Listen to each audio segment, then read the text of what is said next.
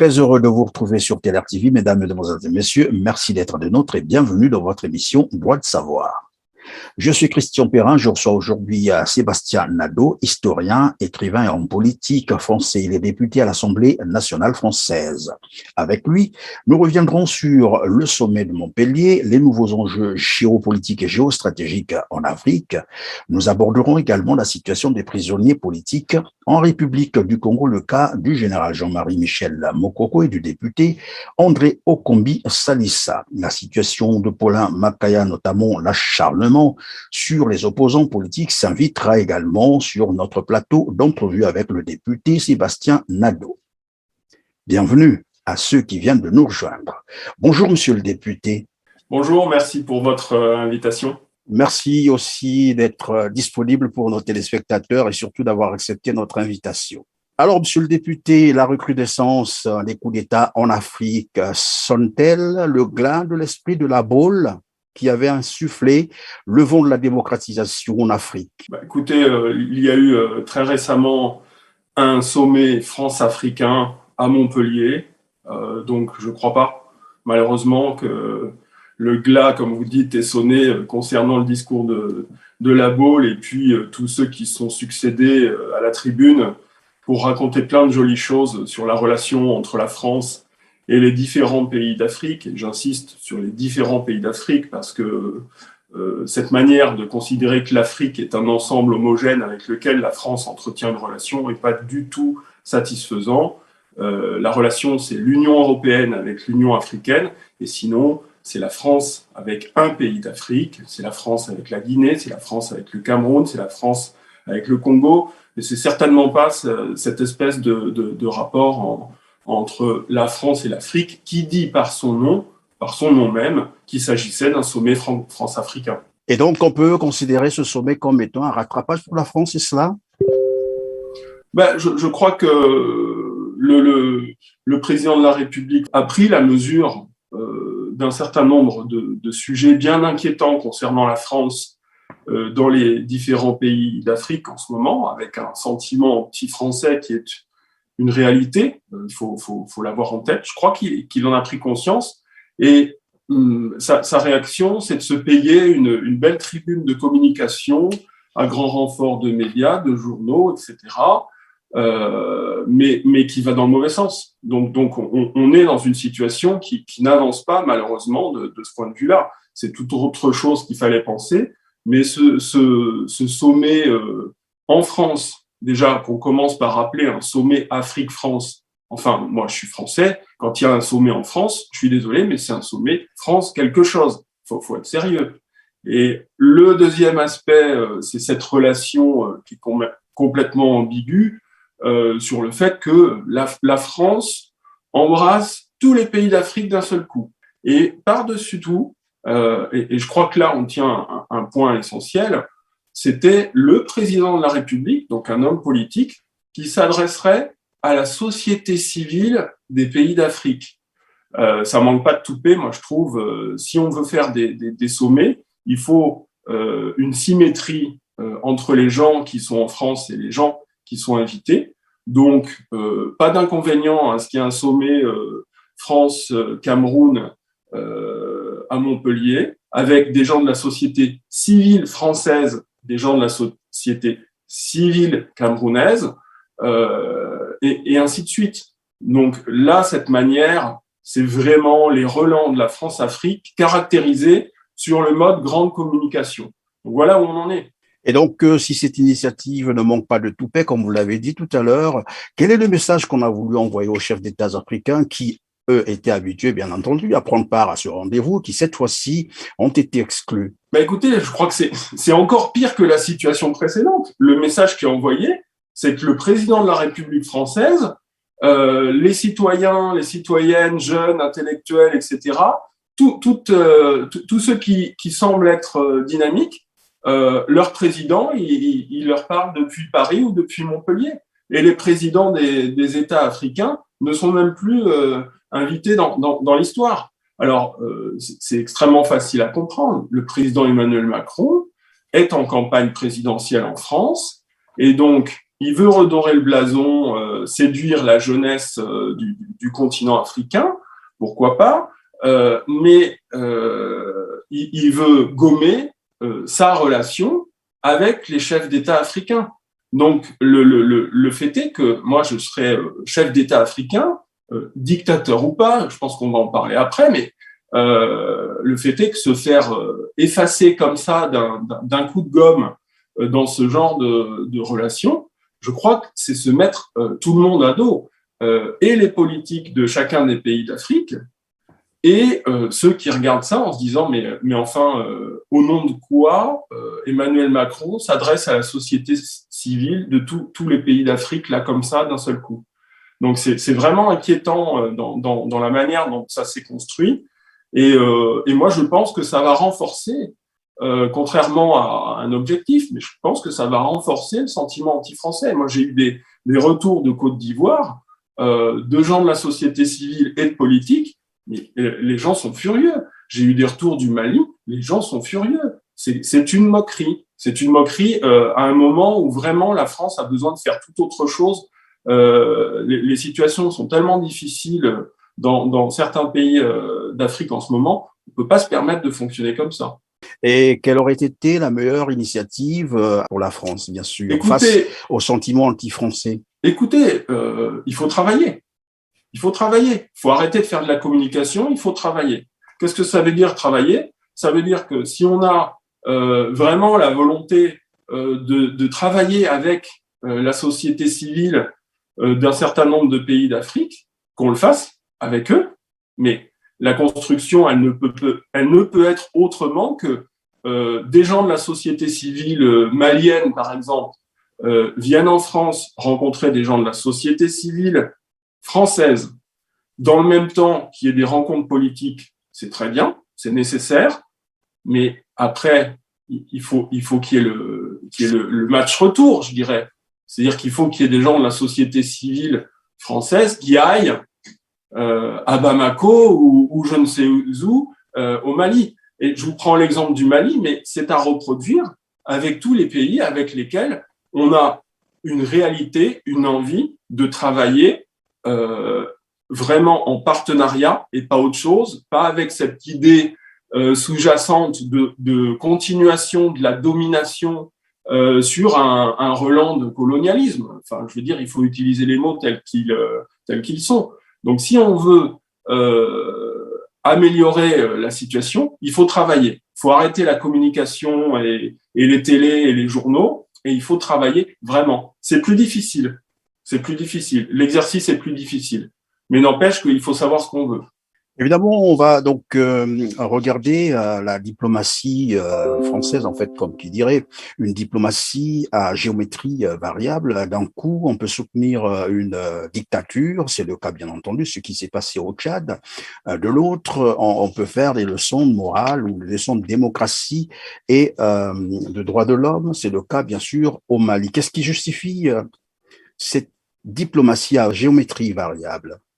Alors moi, je pense au contraire que la diplomatie française n'est pas à géométrie variable. C'est-à-dire qu'elle utilise l'artifice de la démocratie, des droits de l'homme dans sa relation avec les différents pays africains. Et quand ça l'arrange d'utiliser cet artifice, elle le déploie. Et quand ça ne l'arrange pas, elle ne le déploie pas. Autrement dit, c'est un outil que la France a gagné de par son histoire. C'est un très bel outil. Et cet outil, ces valeurs fondamentales que la France affiche, eh bien, je crois que c'est pas de la géométrie variable. On a un discours et ensuite, de manière très pragmatique, en fonction d'intérêts à courte vue, généralement pour des grandes entreprises françaises, mais parfois aussi pour des gens qui en politique ont besoin à un moment donné d'un type de relation particulier, on utilise ou on n'utilise pas cet argument. Mais je vous ferai remarquer quand même une chose, c'est que cet argument, il est utilisé verbalement, mais quand il s'agit d'aller plus loin, c'est-à-dire de déclencher, par exemple, des articles des accords de Cotonou sur les questions de démocratie, avec vraiment un travail de terrain derrière, là, il n'y a plus personne, il n'y a plus la France. L'exemple de la Guinée est frappant. La Guinée, oh là là, qu'est-ce qui se passe? D'abord, il y a cette élection pour un troisième mandat d'Alpha Condé, c'est pas gentil, c'est pas joli. Mais pendant qu'elle dit ça, la France, le ministre des Affaires étrangères, elle fait rien du tout au niveau de l'Union européenne pour déclencher l'article 96 des accords de Cotonou. Ensuite, il y a cette situation où il y a un coup d'État militaire en Guinée. Et là, on dit, oh là là, il faut remettre Alpha Condé qui a été élu de manière constitutionnelle. Donc, on a un discours qui est complètement fou si on a un curseur qui est uniquement celui de principes démocratiques et de droits humains. Maintenant, moi, je ne pense pas qu'il y ait une géométrie variable dans la diplomatie française. Malheureusement, c'est toujours la même chose. On utilise sur la scène internationale, dans les médias, cet argument qui est un argument qui repose sur des choses historiquement parlant. Donc, on devrait avoir le droit de l'utiliser. Mais comme ça se traduit jamais de manière pragmatique sur le terrain, sur le vrai combat démocratique, je dirais malheureusement, on passe à côté de la chose et on perd en crédibilité. Et c'est un des éléments qui génère autant de crispation et ce sentiment de la part des populations dans différents pays d'Afrique d'abandon complet. Alors, si la France estime que le président guinéen Alpha Condé devrait reprendre ses commandes, cela veut dire que on valide et on légitime le coup d'État constitutionnel, donc la violation de la Constitution pour se maintenir au pouvoir. Et dans le même temps, la France peut déclarer sur les médias, nous avons suivi, que le gouvernement malien n'en était pas un, parce que issu d'un coup d'État. Finalement, on se pose la question, entre un coup d'État constitutionnel et un coup d'État militaire, il y a quelle différence? Ça, il faudrait interroger le ministre des Affaires étrangères et le président Emmanuel Macron. Parce que je dirais dans la gradation, il y a aussi ce qui se passe au Tchad. Donc il y a cette espèce de géométrie. Vous avez dit géométrie variable. On peut l'interpréter comme ça, mais la réalité, c'est que vraiment tout cela est du domaine de l'artifice. Quand le coup d'État arrange directement au niveau du gouvernement français, au niveau du pouvoir exécutif français, c'est un très bon coup d'État. Quand il n'arrange pas directement les affaires françaises, c'est un mauvais coup d'État. On en est réduit à ça. Il n'y a aucun principe, il n'y a aucune valeur qui sont positionnées, qui sont posées à l'heure actuelle par la France, à aucun moment dans ces moments de coup d'État, à aucun moment dans les temporalités électorales. C'est la même chose sur les processus électoraux.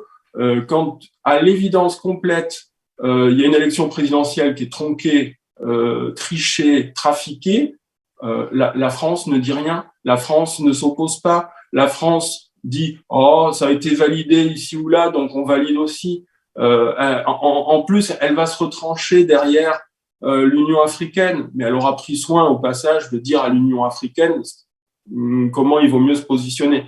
Donc on a un discours qui est extrêmement dangereux parce qu'il est pas honnête, il est pas sincère, et maintenant il est visible de tous. Le roi est tout nu en France. Ça se voit maintenant. Ça se voit tellement à l'évidence que moi, c'est mon combat, c'est de dire, mais c'est pas possible. Il faut revoir complètement notre manière de fonctionner de ce point de vue. Monsieur le député, sur l'affaire Alexei Navalny, on a vu la France prendre position au point de menacer la Russie de sanctions si jamais cet opposant mourait en prison. Curieusement, au Congo-Brazzaville, depuis 6 ans, 2 opposants, des anciens candidats malheureux à la présidentielle de 2016, croupissent en prison, notamment le général Jean-Marie Michel Mokoko et le député André Okombi-Salissa. Qu'est-ce qui justifie le mutisme de la France face à cette situation? D'abord, ce qu'il faut dire, c'est que la France, plutôt que de sortir ses muscles qu'elle n'a pas ou qu'elle n'a plus pour aller plus ou moins provoquer tous les pays de la planète en ce moment, se fâcher avec tout le monde, au bout d'un moment, ça va être compliqué. Donc Russie, Australie, États-Unis, Brésil, Algérie et j'en passe. Donc là, il y a un sujet, il y a un problème. Je pense que la France ne sait plus comment elle figure au monde et quelle est sa réelle place. Sur le sujet d'Alexeï Navalny, la position française était une position qui s'inscrivait dans une position un petit peu plus globale de l'Union européenne. Donc ça prenait du sens, mais où vous faites bien de relever le sujet, c'est que si cette position de la France, ces propos de Jean-Yves Le Drian, assez forts, peut-être un petit peu trop vis-à-vis de la Russie, à ce moment-là, reposaient sur un socle de valeurs, effectivement, on aurait toutes sortes de prises de position de la France concernant la situation des prisonniers politiques au Congo. Comme ça ne l'est pas, je crois que ça porte la force de la preuve. Comme il n'y a rien, aucune communication. Regardez sur le site internet France Diplomatie les déclarations concernant le Congo-Brazzaville.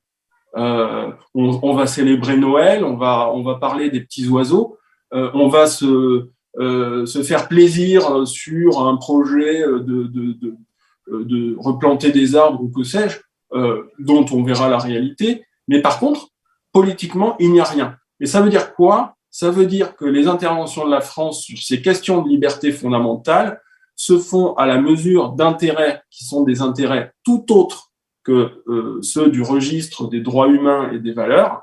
Et donc, la France trouve que la situation vis-à-vis du Congo-Brazzaville est tout à fait satisfaisante dans ses relations, donc elle n'intervient pas. Voilà, c'est une espèce de réalité terrible et triste, mais c'est celle-là. Et le cas d'Alexeï Navalny montre le deux poids, deux mesures, mais c'est une question d'intérêt. C'est-à-dire que le jour où la France trouve que ses intérêts sont vraiment beaucoup entamés au Congo-Brazzaville, et je pense que ce jour ne saurait tarder, la France va être obligée de réagir pour donner des signaux, pour dire ça va pas, ça me convient plus. Voilà. Mais en aucun cas, c'est une adresse à la société civile, aux libertés fondamentales des uns et des autres, aux principes démocratiques. C'est pas sur ce registre-là que les choses viendront, malheureusement. Alors, la France, protectrice des droits de l'homme, de la démocratie, des valeurs universelles, au Congo-Brazzaville, je reviens sur le cas, bien entendu, le général Jean-Marie Michel Mokoko, qui, il y a 2 semaines de cela, nous apprenions qu'il avait été ramené dans sa cellule de prison à la maison d'arrêt alors qu'il était en pleine assistance médicale, sur prescription, bien sûr, après son retour de son évacuation sanitaire. Donc, il a été ramené dans une cellule de prison alors qu'il n'avait pas encore recouvré toute sa santé. À côté, nous avons un autre opposant, Paulin Makaya, qui souffre, qui est malade, à qui on a interdit de sortir du territoire congolais pour aller se soigner. On a bien là une situation d'acharnement sur les opposants politiques. Et je rappelle un autre fait, c'est que il y a 2 ans de cela, la France demandait, sinon attendait des actes de la part de Denis Sassou Nguesso, notamment sur, bien entendu, la libération du général Jean-Marie Michel Mokoko. Bien avant la France, il y a eu un groupe de travail de l'ONU qui avait lui également demandé la libération sans condition du général Jean-Marie Michel Mokoko, considéré comme prisonnier politique. Curieusement, 2 ans après, Denis Sassou Nguesso n'a jamais obtempéré. Est-ce qu'on peut penser que les intérêts français sont beaucoup plus forts que les droits de l'homme au Congo-Brazzaville? Tout à fait, tout à fait. C'est un élément fondamental.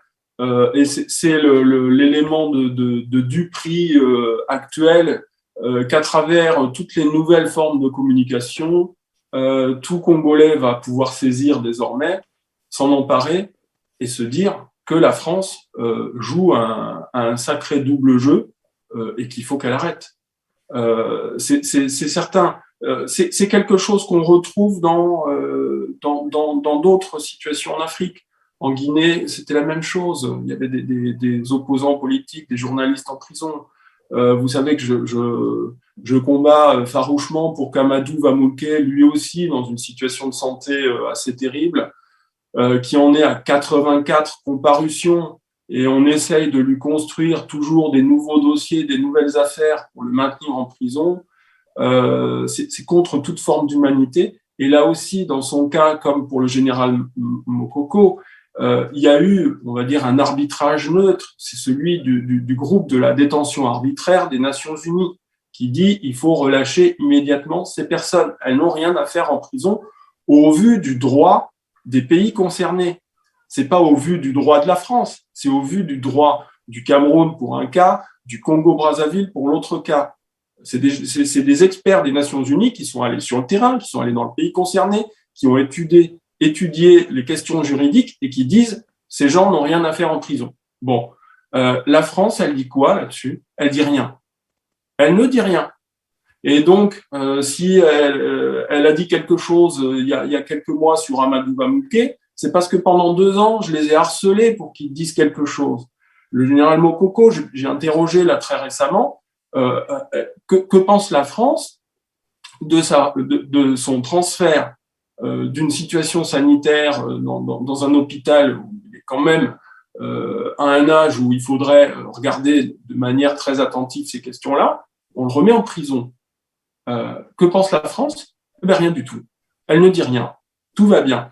Donc il y a vraiment quelque chose qui est assez terrible dans la manière dont sont abordées les choses. La France ne peut pas tout. La France doit laisser la place à la société congolaise, aux politiques congolais pour s'organiser, pour eux s'approprier toutes ces questions. Mais dans ce cas-là, elle ne peut pas avoir ce discours en permanence au Conseil des droits de l'homme des Nations Unies.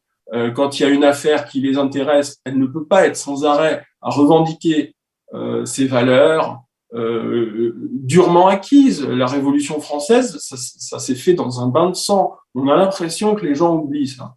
Eh bien, ces valeurs durement acquises, on ne peut pas les agiter là comme un petit drapeau à une fête et ne rien faire concrètement pour que ces valeurs, elles gagnent sur le terrain.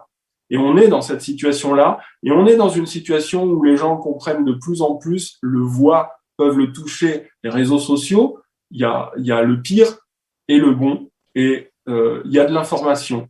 Et les gens savent de mieux en mieux décoder l'information dans les faux discours d'apparence. Donc on est dans une situation qui est dramatique.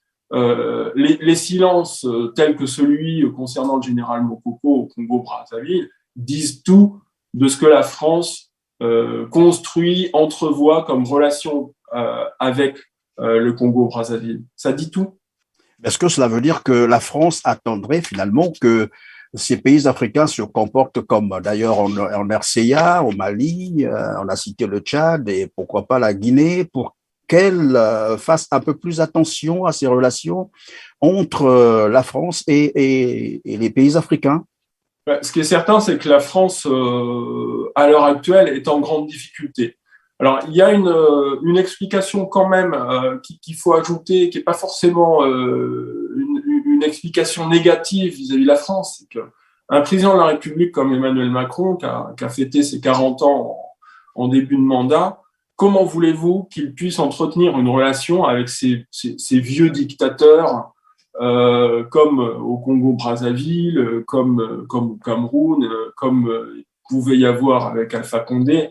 Il y a un problème générationnel de compréhension. C'est pas possible.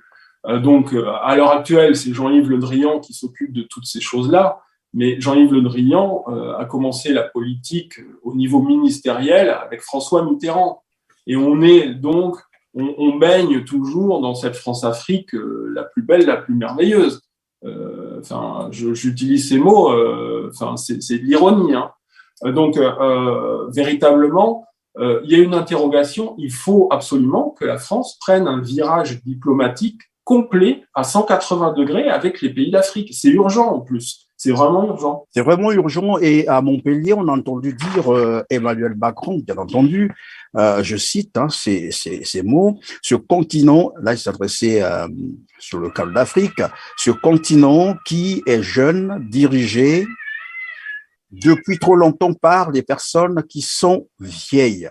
Est-ce qu'on peut considérer cela comme une hypocrisie? Parce que tout à l'heure, vous avez dit le président Emmanuel Macron entretient bien entendu jusqu'à preuve de contraire les relations avec le Congolais Denis Sassou Nguesso, Paul Biya, le Camerounais, et bien d'autres dictateurs, comme vous venez de les citer. C'est les artifices de la communication moderne d'un président de la République française. Alors, oui, c'est de l'hypocrisie, mais l'hypocrisie, c'est surtout faire un discours à Ouagadougou en novembre 2017. Il y avait du contenu dans ce discours, il y avait des objectifs à atteindre, il y avait des choses concrètes. Et 4 ans après, nous refaire le même coup et nous redire les mêmes choses. Il va falloir s'y mettre sur ceci, sur cela. Mais il y a 4 ans, il l'a fait, il l'a annoncé. Il y a pas de traduction. Il n'y a pas de traduction. Alors, annoncer, on va mettre un fonds maintenant pour la démocratie. Mais enfin, il y a 4 ans, c'était déjà en question comment on fait pour que la démocratie puisse vivre à l'intérieur de chaque pays, à la manière de chaque pays. Et là, qu'est-ce que c'est que cette histoire? Donc, il y a bien sûr une hypocrisie forte, mais tant qu'il n'y aura pas un virage extrêmement fort, le pouvoir exécutif français, que ce soit Pierre, Paul, Jacques, Emmanuel Macron ou un autre, sera dans cette hypocrisie. Et donc, il y a vraiment une nécessité d'une prise de conscience, de ce qu'est la France au monde aujourd'hui. La France, c'est plus le cœur d'un empire. Il faudrait quand même que dans les têtes, ça finisse par émerger. Ça n'a pas l'air d'émerger pour l'instant. Et le deuxième aspect, c'est que la France, si elle veut progresser dans ses relations, elle doit vraiment faire un travail de relation avec chaque pays avec qui elle estime qu'elle a des intérêts, mais ça ne doit pas être une relation. Le président de la République va faire un discours à Ouagadougou, à Kigali, je ne sais où. Hop, c'est terminé, la relation. On a fait de la com autour, on a invité des gens sympas, 2-3 intellectuels qui sont venus se perdre là, et puis tout va bien. Non, c'est pas ça le travail d'une nouvelle relation. Il y a des relations de société civile à société civile, des relations économiques sincères entre certainement plutôt des PME et des PME dans les pays d'Afrique, parce qu'on a bien compris que les grands groupes ne lâcheront pas la part du gâteau. Ils trouvent ça très bien. C'est un système de domination économique qui s'entretient, qui fait rentrer beaucoup d'argent dans les caisses de ces grandes entreprises. Au passage, il faut servir un petit peu les chefs d'État des pays d'Afrique qui favorisent ces marchés honteux, et puis l'affaire est réglée. Donc soit on dit ce système, on le combat, on passe à autre chose, soit on fait comme Emmanuel Macron l'a fait à Montpellier, on fait une grande manifestation de communication. Au demeurant, moi je sais pas, mais les jeunes Africains qui ont été interrogés le vendredi et qui posaient des questions au président Macron, moi quand j'apprends qu'il y a eu une répétition générale le mardi précédent avec les mêmes questions, le président Emmanuel Macron en face, mais je me dis, mais qu'est-ce que c'est que ce théâtre? C'est du théâtre. Quand on fait des répétitions générales avant la grande représentation, c'est du théâtre. On est dans un théâtre de guignol à l'heure actuelle. Vous nous apprenez quelque chose là, monsieur le député. Des répétitions, c'est-à-dire toutes ces questions que nous avons suivies en direct à la télé ont été en fait elles ont été posées conçues bien avant avec les concernés 3 jours avant, le mardi, en présence du président de la République. Donc regardez, ils ne méprisent pas les invités, soyons clairs. Mais par contre, ils ont fait un simulacre de cet entretien grande communication du vendredi. Ils l'ont fait le mardi qui précède. Vous pouvez regarder sur Twitter, on en a des exemples de ceux qui ont parlé le vendredi qui disent oui, moi je lui avais déjà posé la même question le mardi. Donc cette espèce de théâtre, il faut montrer qu'on en est là. On en est réduit à ça. C'est grave. Donc il faut passer à autre chose. La temporalité française s'y prête pas dans les 3-4 mois qui viennent, puisqu'on est en campagne présidentielle, et que il faut essayer de comprendre que le moment de Montpellier pour Emmanuel Macron, c'est un moment de campagne pour la présidentielle. Pour les populations des diasporas en France qui vont aller voter, c'est de dire regardez quelle belle relation j'entretiens avec des gens de votre pays de cœur ou d'origine. Regardez ce que je fais. Votez pour moi. C'est ça qui s'est passé. C'est pas du tout une avancée dans les relations avec l'Afrique. Après, moi, qu'il y ait des intellectuels, que les jeunes Africains qui sont venus, ça se conçoit. Écoutez, quand on est au Tchad et qu'on a 20 ans, qu'on vous propose d'aller passer une semaine entre Paris et Montpellier, vous faites quoi? Moi, dans l'autre sens, si on m'avait proposé à 20 ans d'aller à Kinshasa pour passer 5 jours et puis m'exprimer en face de telle ou telle politique, je l'aurais fait. Et sans l'ombre d'un remords, ça me paraît légitime que ces jeunes y soient allés. Que les intellectuels prêtent le flanc de cette manière, je suis beaucoup plus mesuré. Et surtout, aux intellectuels africains, moi j'ai un conseil, qui se renseignent auprès des intellectuels français qui se sont fait rouler 1 fois, 2 fois, 3 fois et qui veulent plus se faire piéger. Donc, c'est un peu considéré qu'ils sont plus malins qu'en France. Mais bon, on verra la suite. Mais c'est un théâtre de Guignol qui s'est déroulé à Montpellier, ça c'est clair. C'est un théâtre de Guignol, vous avez dit, monsieur le député. Alors, c'est l'avant-dernière question. Quel sentiment vous inspire la présence des troupes françaises, Barkhane bien entendu, au Sahel, 7 ans durant, sans résultat significatif, sans avoir éradiqué le terrorisme, pour des opérations qui coûteraient près de 2 millions d'euros par jour à la France? Écoutez, vous donnez le chiffre. Mettons ces 2 millions d'euros à disposition des enseignants de la région. Ça sert à rien. On voit bien que la partie est perdue et que à un moment donné, on partira la queue entre 2 jambes, comme l'ont fait les Américains d'Afghanistan récemment. C'est une situation qui est extrêmement complexe, qui est assez inextricable. Il n'y aura pas une bonne situation de sortie pour la France, et c'est ce qu'elle n'accepte pas. Il n'y aura pas de bonne situation de sortie. Néanmoins, moi, quand je regarde juste la presse de la semaine précédente, je lis « Une femme a été tuée par les forces Barkhane ». Je continue à lire un petit peu après. On ne sait pas qui c'est. On l'a tuée au cours d'une opération. On ne sait pas qui c'est. On aimerait bien que des gens se manifestent pour nous dire qui est-ce qu'on a tué. J'hallucine complètement. Vous allez, c'est le compte rendu des forces armées françaises. Il y a 3 jours, on apprend qu'un chef d'une milice djihadiste a été neutralisé. Et qu'est-ce que ça veut dire neutralisé? On l'a tué. Et quel est le droit de la France aujourd'hui d'aller tuer des gens dans leur pays? Moi, c'est une interrogation. Sachant que ce droit, il n'est pas octroyé par le Parlement. Le Parlement n'a pas donné autorisation à la France pour être en guerre au Sahel. Elle lui a pas donné l'autorisation. C'est un pouvoir normalement que le Parlement devrait avoir. C'est dans la Constitution française.